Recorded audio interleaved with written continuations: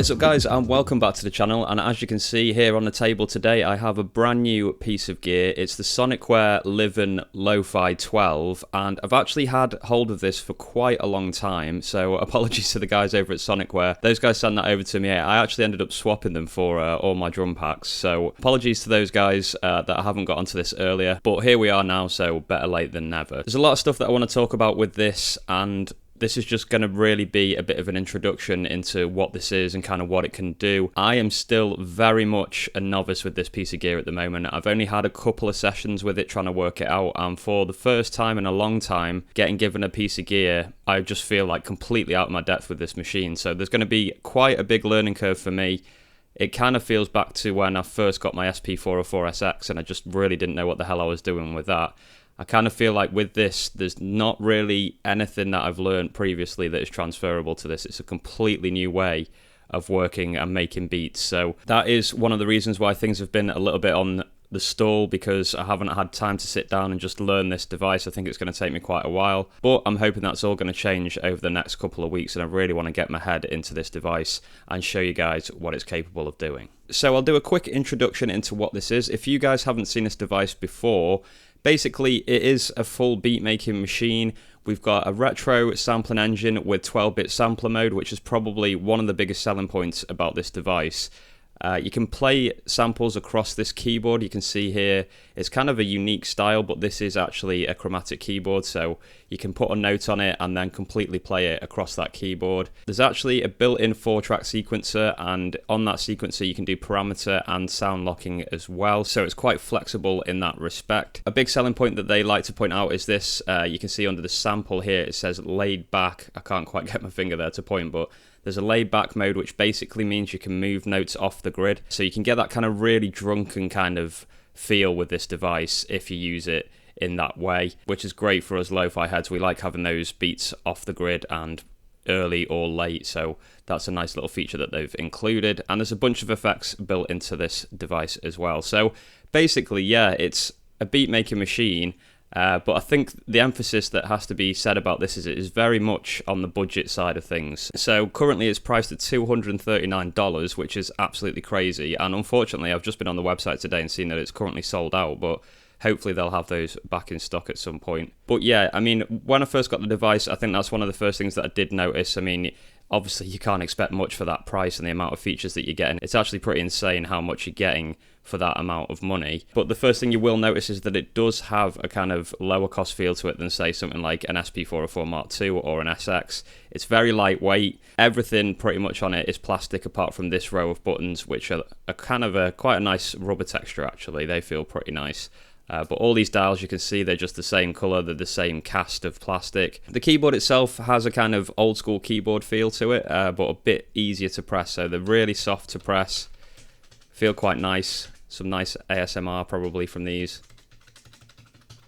So yeah, there's not really any kind of resistance to these. They're just very, very easy to press, but I actually quite like the way they feel, to be honest. So yeah, all in all, I think that is very important to note that the build quality of this, you get what you pay for, basically. I mean, it's less than $250.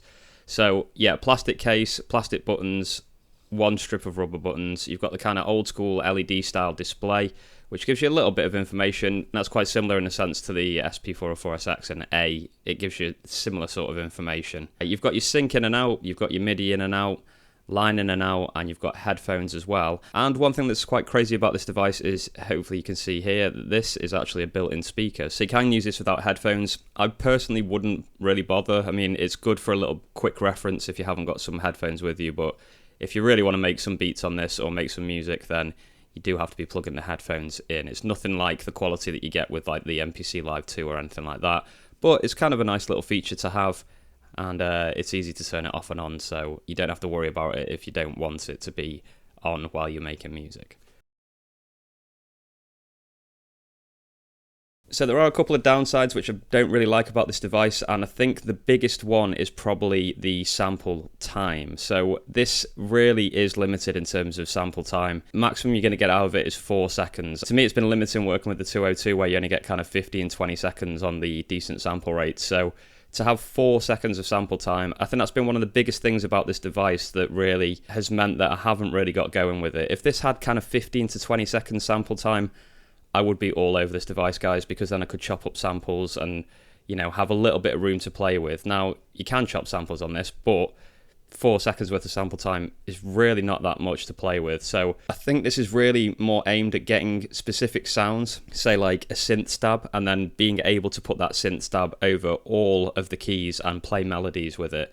I think that's really the way you kind of have to think about this device. It could be used to kind of make that sort of golden era hip hop where, you know, those guys back then making that kind of music really did have quite limited memory on some of the devices they were using. So 4 seconds should be enough to get a drum loop in and cut it, and then use those bits to make a beat. And then back in the day, sometimes a beat could just be made with 1 or 2 notes. So you might just sample in 1 note and then flip between the 2 notes and you've got yourself a beat. So there are ways you can approach this device where it could be really fun to use, but like I mentioned, I'm still getting my head around that. So yeah, the 4 second sampling time isn't great. I think one thing that I really would have liked to have seen on this device is USB connectivity. Now, obviously, I know that comes with additional cost, and Sonicware would have had to account for that while they're making this device and trying to get it at a certain price point. So I imagine that's the reason why it's not included. I've looked at the way that you can update this device, and it's pretty complicated. I think you have to do it via MIDI, if I remember correctly. Leave it in the comments below if I've got that wrong. But it's not a straightforward process to update this device, so that is another little issue which I don't really like about it. And there's no external storage with this device either, it's only what you've got inside, and there's basically a series of banks that you can use to store sounds in. They're not necessarily criticisms, but to me, it's just not the way that I've been used to making beats. You know, most of the devices that I've used have been either Roland or Akai, so there's a lot of similarities between those devices, and then to be thrown onto this one, it really is a completely different style. And obviously the way that I'm laying things out as well, it's not the normal pattern sequencer that you get with the SPs and the MPCs, it's a step sequencer. So that's really something that I don't have a lot of experience with. I know you can step sequence on the Mark II right now, but you know, that environment for me is a lot more intuitive. This one, I just need a bit of time to get my head around it all, really. And another thing that is quite crazy about this device is you've kind of got this setup, but then it comes with this sheet. This lays on the top, and this is where things get a little bit crazy for me, because when you're sampling and editing a sample, all of these dials change parameter, and they change what they can do. So this overlay is showing you all the different things that you can do when you're in the sample edit mode.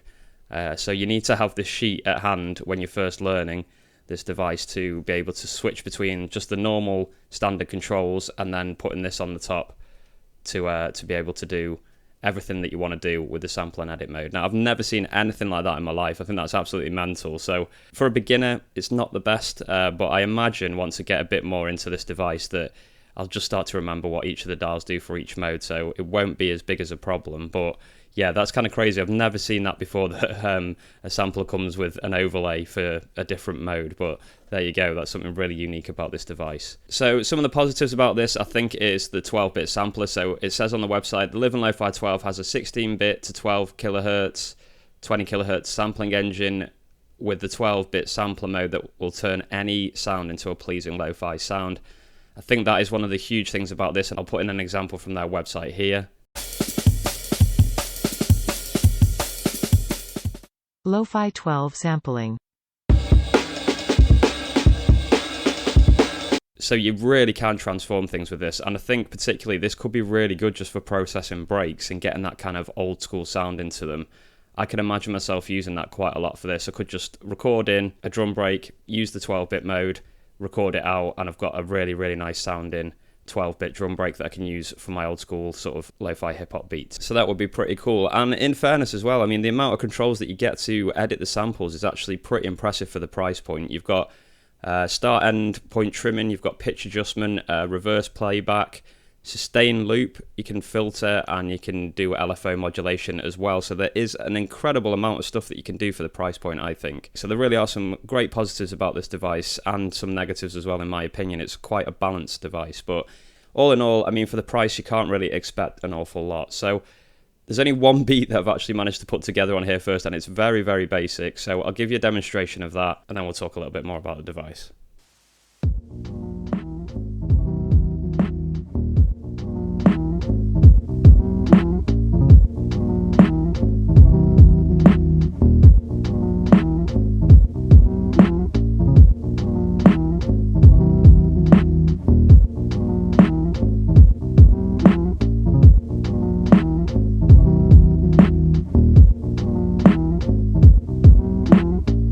Okay, so it's just a kind of very basic loop, and that's as far as I've got in terms of programming and getting the sounds that I kind of want out of this device so far, and that beat was made quite a few months ago actually. So yeah, in conclusion, as a kind of box opening video for this one, there's limitations and there's plus points to this device. It's an incredible price point for what you get, but I think with that price point comes big limitations, and obviously build quality is compromised as well. But I mean, what can you expect for the price really? For under $250, like I've already mentioned, this really is quite a powerful device. So I really need to get my head into this properly, and I'll be able to do some tutorials and show you some proper sounds and how this can really work in the future. But I really just wanted to get this on the table and start making videos about this device. So let me know if you've got a Liven Lofi-12 or if you've looked at getting one.